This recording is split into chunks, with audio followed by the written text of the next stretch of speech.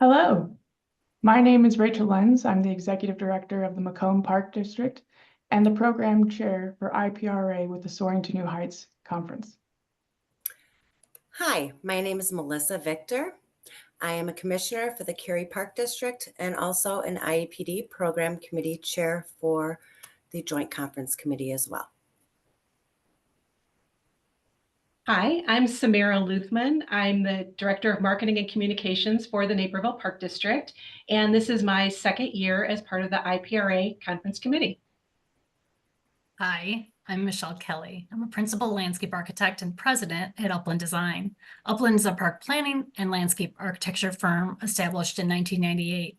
And it's been my pleasure to be a presenter at the Soaring to New Heights Conference, as well as other conferences around the Midwest. Well, thanks to all for being part of this panel discussion. As we look towards and begin planning for the 2026 Soaring to New Heights Conference, we wanted to find a way to encourage those who have thought about being a presenter in the past, but haven't taken that step to submit their proposal in the past.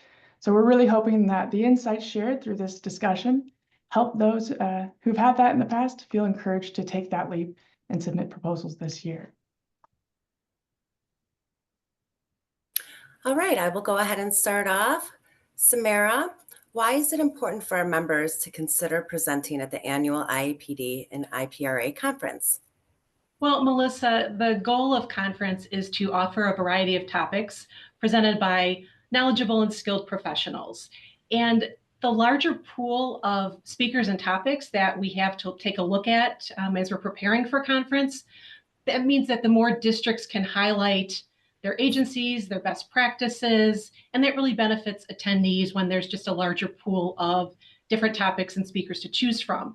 Oftentimes we see a lot of the same professional speakers, and that's great. I mean, it's great to hear from some really knowledgeable and fantastic professionals, but it comes down to having diversity in content. It's great to be able to have additional new voices to present, a different perspective and different points of view. And I'm just really hoping that as people are watching this particular video, I mean, everybody's sat in conference sessions before, right? And I think my epiphany a while ago, before I started becoming a speaker, was sitting in the audience and going, I could do that. And I'm just hoping that a lot of other people think that as well, because we do need different perspectives. Sure, great. Michelle, what motivated you to apply to be a speaker for the first time? And when you had that thought, what concerns, if any, did you have before applying?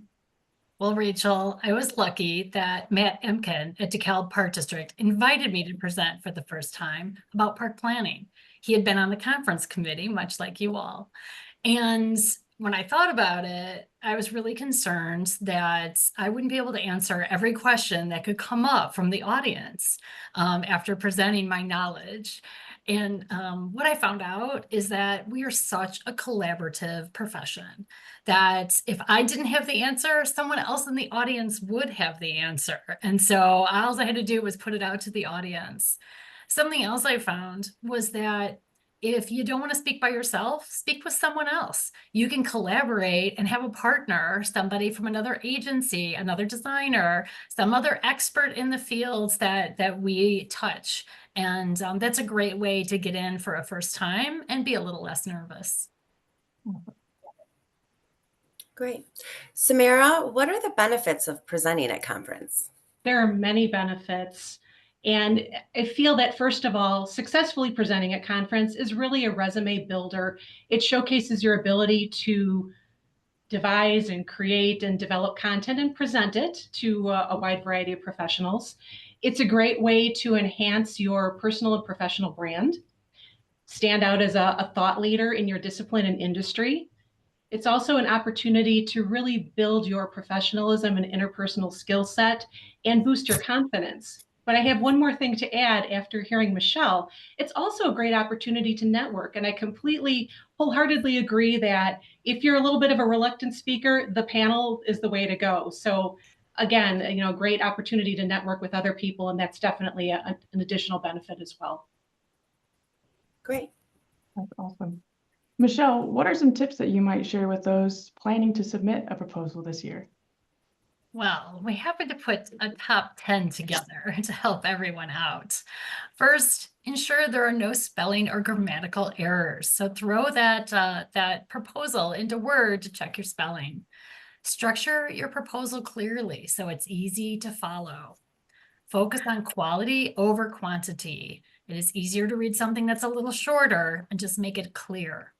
Provide practical takeaways for attendees. So what are they going to learn? We want to make sure you list those out.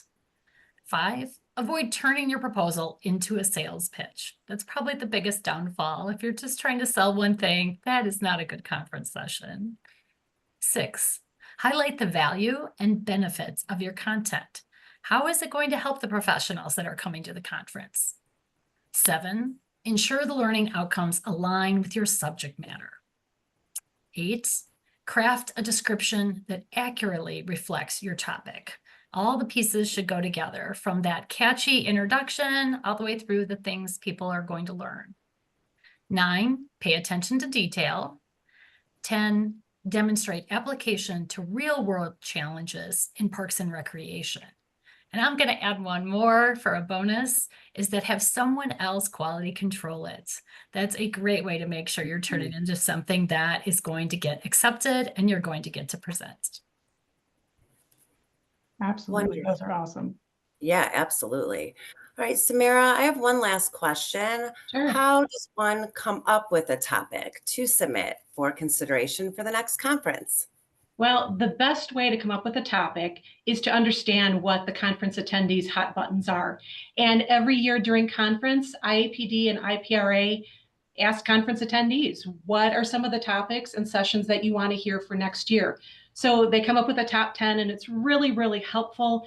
It hits all the different tracks from marketing and finance and HR and all those things. So if you're looking to possibly become a speaker, or even bring that list back to your agency, if you've got other people at your agency that would like to speak, that's a great place to start, because you want to be able to submit sessions that people are interested in listening to. Mm-hmm. I would also say that kind of once you've got, those themes and you kind of know what direction you're going on, spend time thinking about your potential session's key learning objectives, because that's really where the meat and potatoes are. The description it gets people interested and piques their curiosity, is kind of the hook, but it really comes down to coming up with some really solid learning objectives, because those are ultimately what's going to make somebody attend your presentation versus somebody else's. So that's, people want to spend time knowing that it's time well invested and taking away key things from the different learnings that they attend.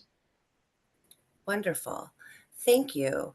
Well, the call for abstracts is available at IllinoisParkConference.com. The keynote submissions are due Friday, May 9th. The workshop, general session, and speed session submissions are due June 27th. The acceptance notifications will go out on August 1st.